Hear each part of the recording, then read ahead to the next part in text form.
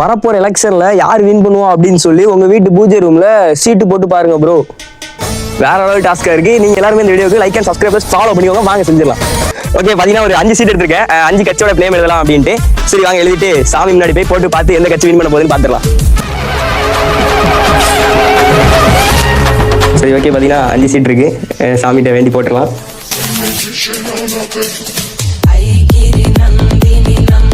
சரி ஓகே, சீட்டு போட்டாச்சு. சாமியில வேண்டியாச்சு நமக்கு பிடிச்ச கட்சி வரணும் அப்படின்னு. சாமி என்ன நினைக்கிறாங்க அப்படின்ட்டு பார்த்துக்கலாம். நானாக எடுத்தாலும் நல்லா இருக்காது. எங்கள் ஆச்சி அங்கே உட்காந்துருக்காங்க, கூப்பிட்டு எடுக்க வச்சிடலாம். ஆச்சி வாங்க. இதில் இந்த 5 சீட்டில் ஏதாவது ஒரு சீட் எடுங்க. இதா நல்லா யோசிச்சுக்கோங்க. சரி ரைட்டு.